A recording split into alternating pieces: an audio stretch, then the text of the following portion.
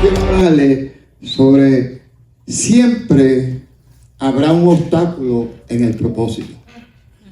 Y cuando estaba leyendo eso en esta semana, pues no sabía que en momentos dados tú te predicas a ti mismo y que tú muchas veces te ministras a ti mismo, porque el objetivo de un predicador no es impartir solamente, sino aplicar lo que tú impartes. Amén. No sé si me entendía ya. Amén. O sea, tú puedes impartir y a veces estamos tratando de impresionar en nuestra impartición, pero nosotros impartimos para recibir. En otras palabras, nos hacemos portavoces de una bendición para alguien que ya tiene que ser una bendición para otro, para nosotros, perdón, que es una confrontación para alguien que debe ser una confrontación para nosotros, que es una exhortación para alguien que debe ser una exhortación para nosotros, porque sería arrogante yo pensar que solamente Dios le está hablando a usted y no a mí. Amén. Es una forma arrogante, espiritual, de que yo entienda que Dios los está confrontando en alguna realidad de su vida y que yo entienda que eso es solamente para usted, que yo no soy partícipe de esa palabra, porque al final del día, delante de Dios, me da mucha lástima y mucha pena de gente que ya tienen una posición ministerial, que se han olvidado de que todos frente a Dios somos hijos. En Dios no hay títulos, en Dios no hay posición. Nosotros somos sus hijos y Él es nuestro Padre, de manera que Él va a disciplinar, disciplina a todos los hijos y ama a todos los hijos. Y bajo ese contexto bíblico yo siempre me he podido entender que yo no soy pastor frente a Dios, yo soy un hijo de Dios. ¿Sí? Que yo no soy ninguna persona exclusiva de Dios, sino que yo solamente soy un hijo que cada día dependo de su misericordia, que cada día dependo de su amor, que cada día dependo de su fuerza, porque sin su fuerza yo no sería nadie. Este gabán no me hace a mí nada, esta camisa no me hace nada, este micrófono no me hace nada. A mí me hace producto de reconocer que Él es Dios y que yo soy sus hijos y que Él tiene sobre mí el cuidado. Y mientras meditaba en eso, y quise decir, y los amigos que me están escuchando acá, yo no les puedo engañar, porque si les engaño, cuando el evangelio se le hace una realidad, entonces se le hace un anuncio equivocado. Nosotros aquí pagamos biles, nosotros aquí se nos enferma la gente se nos mueren los amigos, se nos mueren los familiares. Nosotros sufrimos y padecemos como todo ser humano padece y sufre. Nosotros hemos tenido escasez en momentos dados y unas aperturas para pagar los biles. Nosotros a veces nos vienen cosas cuando no lo estamos esperando. La diferencia entre el que no tiene a Dios y el que tiene a Dios es el que depende de Dios. Y Él dijo: venid a mí todos los que estéis trabajados y cargados, yo los voy a hacer descansar. La diferencia entre Él, el que sirve y no sirve, el que Él dijo: los míos yo no los voy a dejar solos. Y en esa gran diferencia hay una tremenda diferencia. ¿Sí? ¿Sí? Porque no es lo mismo, ni se escribe igual pasar una crisis solo que pasar una crisis con Dios. No es lo mismo, ni se escribe igual pasar el momento de valle de sombra y de muerte, sabiendo que en ese valle de sombra y de muerte Él está ahí. Y si Él está ahí, todo estará bien. Gracias por su entusiasmo y por su amén también. Entonces, mientras yo meditaba eso, meditaba que propósito tiene que haber un obstáculo que te esfuerce y te haga más fuerte a ese propósito. Lo que no mata, fortalece. Lo que no mata, fortalece. ¿Sí? O sea, lo que a ti no te ha matado hasta ahora y no te ha quitado la vida, te ha fortalecido. Las historias de la vida de cada uno de nosotros, que para mucha gente es una crisis, ay bendito, como dicen los puertorriqueños, no es un ay bendito, es un proceso de la vida que hoy ha hecho de ti quien tú eres hoy. Porque si esos procesos no hubieran pasado, quizás tú no tuvieras la fuerza que tienes hoy, quizás tú no tuvieras una historia que contarle a alguien del poder y del amor de Dios. Tus historias tienen un propósito. Dile que está al lado: mis historias tienen un propósito. Y aunque nuestras historias muchas veces son criticadas por otros, no importa quién haya criticado tu historia tiene algo que contarle a otro que quizás haya pasado la misma historia. Y Jonás tenía un propósito. Digo conmigo, tenía un propósito. Y tan es así que lo que voy a hablar hoy es importante. Trata de cogerlo de ejemplo para que no tengas que pasar. El problema no es que alguien ya haya caído en la adicción. ¿Sabes cuáles son los problemas de los gobiernos? Que no se enfocan en prevención. Porque si prevenimos, no hay que entonces tener un programa de rehabilitación. Si previniéramos, amén, el mal, no tuviéramos que estar buscándole soluciones al mal, porque lo hemos prevenido. Pero muchas veces empezamos a improvisar cuando ya el problema está. Hoy yo quiero decirte que no estés, amén, improvisando. Hazle recursos a tu vida para que puedas vivir una vida mejor, porque lo que tú hagas hoy será el futuro del mañana. No te vas a quedar joven. A mí me preocupa la juventud hoy en día, porque la juventud hoy en día está viviendo un día a la vez. No te vas a quedar joven, y lo que siembres hoy lo vas a cosechar mañana. Si lo haces bien, tendrás bien. Si lo haces mal, vas a tener resultados malos de lo que hagas. Nadie que haga el mal tiene buenos resultados. Así que lo que estás maquinando hoy, que crees que lo vas a llevar a cabo, si no está bien, ten cuidado con eso, porque al final del día el único que vas a sufrir eres tú. Quizás los tuyos van a sufrir, quizás los tuyos van a dolerse, pero el precio lo vas a pagar tú, en las consecuencias que tú hagas. Jonás tuvo un problema que Dios no relata en la Biblia por qué razón él no quería obedecer. No hay una base que me pueda decir, solamente me dijo que él tenía un propósito hacia un lugar y él buscó la forma de evadir el propósito. Pero cuando Dios tiene un propósito contigo, ni el pecado te detiene. Voy otra vez a repetirle esto, que le veo un entusiasmo hoy, que gracias a Dios que yo me he impuesto lo que estoy viviendo hoy, porque si hubiera venido alguien aquí triste sería yo, pero a mí no me va a ver nunca cara de triste, porque yo estoy confiando en un Dios poderoso. Y ahorita les cuento, y quizás lo que tú estás pasando no es tan fuerte como lo que estamos viviendo, pero lo que estamos viviendo está en la mano de Dios. Y a mí no me va a preocupar nada que yo haya confiado en Dios, porque si yo me preocupo de lo que he confiado en Dios, pues entonces la fe no ha sido real. Si yo me preocupo en algo que he confiado en Dios, mi fe no ha sido real. Porque la fe, cuando está puesta en que confío, entonces estoy esperando la respuesta de quien confío. Y las respuestas de Dios siempre serán buenas. Gracias por el amén. Tenemos un mentiroso. Y todo lo que diga es mentira. Y todo lo que te ponga en la mente también es mentira. Está en ti que tú se lo creas. Si tú crees una mentira, tú eres más bobo que nada. Porque a las mentiras no se creen. Aquí se crea la verdad. Y la verdad es la que impone Dios. Y la que impone Dios va por encima de la mentira. Entonces cuando Jonás estaba allá, y la historia la conoce la gente, pero yo quiero pensar más allá de un Jonás simple que usted ha escuchado. Lo primero es que él, sabiendo que tenía que hacer algo, quiso hacer otra cosa. No vas a poder hacer la voluntad tuya si Dios tiene otro propósito. Lo que tú vas a hacer es atrasar el propósito de Dios. Y al atrasar el propósito de Dios, lo que te puede coger 5 años, a ti te va a coger 20. Pero al final del día lo vas a alcanzar, porque Dios lo puso. Y lo que Dios pone no depende del hombre, sino de lo que ya le ha establecido. Por eso es que se cae de la mata el libre albedrío. Sigo diciendo lo mismo, porque no hay nadie que hasta ahora me haya podido probar a mí el libre albedrío, pero tú lo repetías. Perdóname, tú lo repetiste muchas veces. Pero a veces repetimos sin tener razón o sin poder entender lo que estamos repitiendo. Y no hay peor cosa de tú repetir algo que tú no sabes si es verdad o no, porque sigues promoviendo una mentira. Y cuando ¿sabes que las mentiras se promueven por alguien que no ha averiguado por qué fue lo que dijeron? Y empezamos a decirlo y a decirlo sin pensar que lo que estamos hablando quizás no es la verdad, pero nos hemos hecho, amén, gente coordinadores de una mentira. Y la mentira llega hasta que la verdad la encuentra.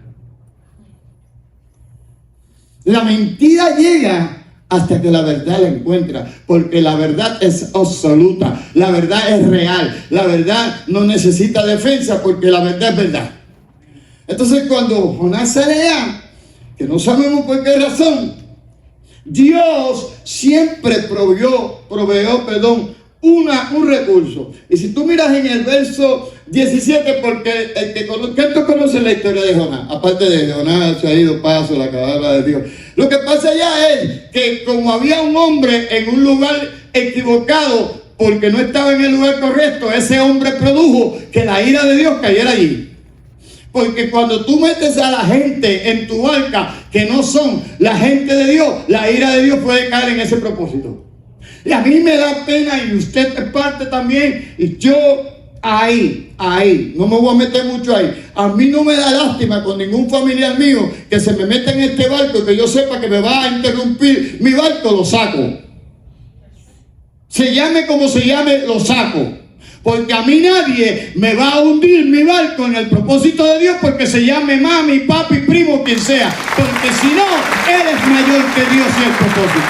Sé que me mira serio, sé que es un poco difícil, pero a eso hay que tener convicción de quién es Dios. Para eso hay que saber que Dios es sobre.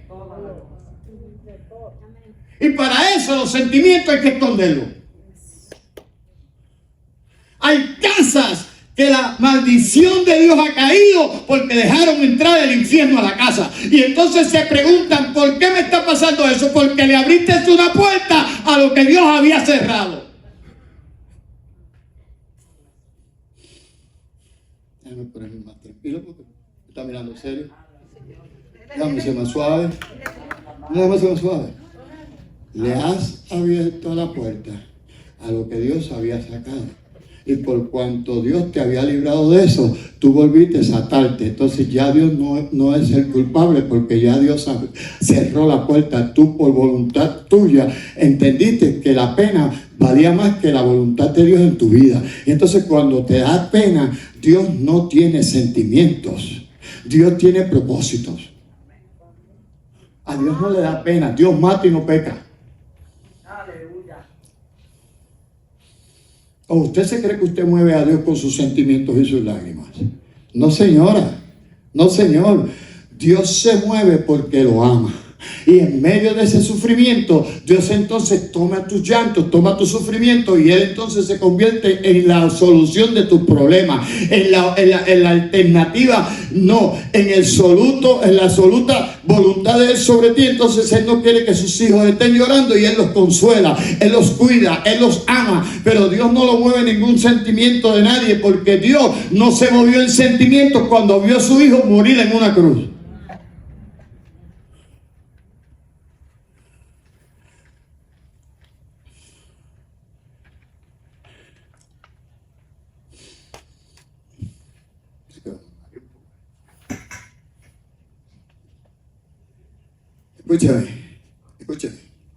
Escúchame. Cuando los sentimientos se mueven, interrumpen la voluntad de Dios. Tengo que explicarle eso. Cuando los sentimientos se empiezan a apoderar de nuestra vida, interrumpen muchas veces lo que Dios tiene que hacer, porque los sentimientos te pueden traicionar a ti a hacer cosas que Dios no quiere que tú hagas. Y yo entiendo, pastor, usted tiene sentimientos, vendré yo de otro lado. Pues yo soy un human being, igual que tú. Claro que los tengo. ¿Cómo lo ha podido vencer, pastor? Porque he puesto la fortaleza de Dios en mi vida para que cuando venga un sentimiento, entonces el poder de Dios sea más fuerte que mi sentimiento, y el poder de Dios me ayude a orar con los sentimientos. ¿Me expliqué acá? Voy a empezar a hablar suave, aunque usted se quede callado, porque yo creo que cuando uno se agita un poco, usted se agita también, pero voy a hablar suave para que usted quede tranquilo. Mire bien, escúcheme bien. Cuando tú desobedeces, Dios no se cansa de seguir dándote recursos. Ahora, pregunto yo, ¿se ha cansado usted de alguien? Acá, ¿se ha cansado usted de alguien? ¿Le ha quitado ya los recursos a la gente? Yo con esto no brego más, ¿sí? Y usted entonces se imagina que lo que está diciéndole a usted que se quitó porque aquí hay gente que son rapiditos desechando una falla enseguida, como si yo fuera perfecto. A mí me molesta la gente que le pasa viendo a la gente las imperfecciones y los descualifica. ¿Y tú? Pero ¿quién eres tú para estar descualificando gente? Pero ¿quién eres tú para estar diciendo que esa persona es esto y lo otro? ¿Quién eres tú? ¿Qué capacidad de santidad o de perfección tienes tú para desechar gente? Si aquí el que no tiene dinga tiene mandinga, que no tiene izquierda la tiene derecha, y aquí todos tenemos algo que arreglar en nuestra vida. ¿Me dicen amén entonces ahora? Entonces si dijiste amén, pues deja de estar entonces creyendo que tú eres la última agua del desierto. O que tú eres tan perfecto que tu regla es la regla infalible de conducta de la vida de otro. Aleluya.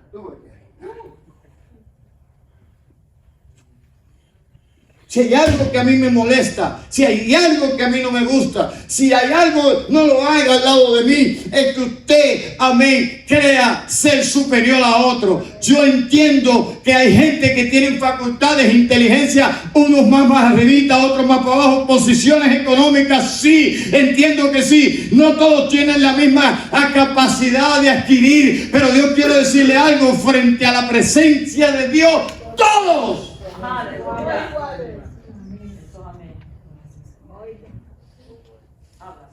El que peca más o el que peca menos, Dios no lo deja de amar de la misma manera. Lo que pasa es que las consecuencias del pecado las pagas tú. Lo que tú te atrasas eres tú. Tal vez tú podías estar en una mejor estatus de vida y hoy quizás no estás ahí por errores que has cometido, por decisiones que has cometido. Y a lo mejor empiezas a quejarte y decirle a Dios, y Dios te mirará desde arriba y te dijo: yo te quería llevar a Nínive.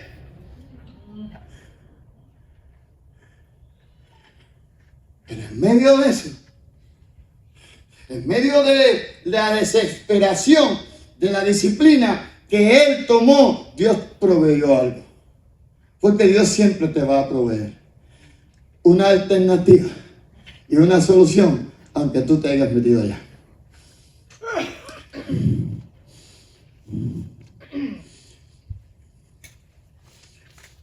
Hoy o mañana, hoy yo voy a tomar una decisión, no pedí permiso, bueno, informé, porque la decisión que yo voy a tomar hoy, para los próximos días, fue una persona que aún yo siendo medio inquieto, portándome menos mal, nunca me quitó su ADN y siempre cuidó de que yo tuviera un plato de comida encima de la mesa. Y aunque en momentos dados no estaba de acuerdo con decisiones o cosas que yo hacía, nunca dejó de amar a este ser humano imperfecto.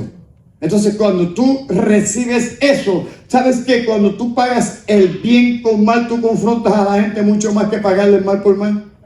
¿Sabes que cuando tú pagas el mal por mal, tú te pones igual que esa persona? ¿Sabes que cuando tú le pagues mal a alguien que te ha hecho mal y tú lo has criticado, tú estás en el mismo barco porque tú le estás dando lo mismo? Ahora, cuando tú cambias y le das a la persona lo que no ha recibido, entonces eso es un cambio. Entonces sentí diferencia. Entonces tú estás haciendo algo contrario a lo que te estaban haciendo. Si haces lo mismo, te comportas como mismo. Salomón dijo: no hables como un necio, que cuando vaya pasando alguien no sepa quién de los dos es necio. Eso lo dijo Salomón. Si discutes con un necio, yo voy pasando, Elías, y veo una discusión, ¿qué es lo que digo? ¿Qué dos necios eso? Porque están envueltos en lo mismo. Pero cuando veo a un hombre sabio que con la blanda respuesta apacienta la ira, digo, este es sabio. Salomón es tan sabio que hubieron dos mujeres peleando por un hijo, porque una decía que era la mamá y la otra no. Y él dijo: no hay ningún problema. Aquí, como las dos son mamá, tráigame al niño, lo vamos a partir por la mitad y se le damos la mitad a este y la mitad a otra. Una de ellas dijo: no lo hagas, dáselo a ella. Y Salomón cogió al niño y le dijo: este es tuyo, porque tú no querías que yo lo partiera. ¿Sabes? Cuando las decisiones se hacen diferentes a lo que el mundo está haciendo, que vamos a crear cosas diferentes en el mundo. Pero lamentablemente, tengo que decirle, por eso no quise ni grabar hoy. Bueno, están allá, ves, que salga, anyway. Lamentablemente, la iglesia, en vez de hacer cambios, se está adaptando al mundo. Queremos respetar a todo el mundo. ¿Y quién me respeta a mí cuando yo hablo de santidad? ¿Y quién me respeta a mí cuando yo hablo de moral? ¿Y quién me respeta a mí entonces cuando yo digo esto es inmoral? Y yo tengo el derecho también de este país de decir lo que está bien o no.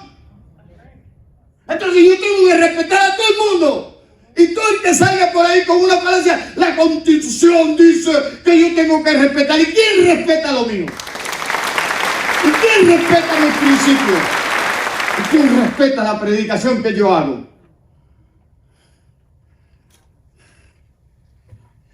Tenga cuidado, y se lo digo con honestidad y con mucho respeto, tenga cuidado de estar aprobando cosas que la Biblia no aprueba. Se está metiendo contra Dios. Tenga cuidado, que lo llamen extremista. A mí no me preocupa eso. A mí lo que me preocupa es que yo lleve a cabo lo que la Biblia dice. Ahora, si hay alguien en esta congregación que tenga más misericordia que Dios, le apago billetes de $1,000. Porque yo sí sé restaurar a alguien cuando se cae. Y yo nunca me cansaré de que alguien se me caiga 20 veces y el que esté al lado, que no ha habido uno todavía que me haya dicho deséchalo. Porque cuando me diga eso, te me voy a mirar y digo a ti que te voy a desechar. Porque yo no desecho a nadie por sus errores. Yo estoy aquí para ayudar, para compartir la gracia y la misericordia de Dios. 1,000 veces la tengo que hacer. Pero en la desesperación, Jehová tenía preparado una solución para eso. ¿Qué se merecía Jonás? Porque la barca se formó un revolú. ¿Sí? ¿Se acuerdan? ¿Conocen acá la historia? Ellos empezaron a sacar las neveras. Porque mira lo increíble de una barca. Esto es impresionante, hermano. En una barca, lo que puede hundir a una barca es lo que hay dentro de la barca. No es el agua que entra. No. Vamos a usar ahora la lógica de un barco normal. ¿Sí me entiendes? O sea, el agua que entra no es el que lleva al barco, es el peso que hay dentro del barco. Mientras menos peso hay, amén, entonces el agua que va entrando no hace daño. Y ellos comenzaron a sacar para afuera las neveras, estufas, todo lo que había allí. Pero uno de ellos se hizo una pregunta y dijo: ¿quién de nosotros ha hecho mal? Porque le hemos orado a todos los dioses y esta ira no parece del mal. Esto parece que es la ira de Dios sobre nuestras vidas. Porque quiero decirle algo, la ira de Dios viene a la vida de nosotros muchas veces, o con la confrontación, el momento difícil, no es para condenarte, es para darte una desperta. ¡Hey! ¡Despierta! Pero cuando Jehová tenía preparado un gran pez que tragase a Jonás, estuvo Jonás en el vientre del pez. ¿Cuántos días? 3. ¿Cuánto estuvo Cristo allá abajo? 3. Y a los 3 días, ¿qué hizo Cristo? Resucitó. Y a los 3 días, ¿qué hizo Jonás? Al propósito de Dios. Porque en el propósito de Dios posiblemente tú estás en el segundo día de la resurrección. Quizás estás en el primer día de la resurrección y tú me dirás: pastor, pero este día de la resurrección ha durado 1 año, 2 años, 3 años. No importa cuántos años ha durado, pero un día tú vas a resucitar en el propósito que Dios tiene con tu vida.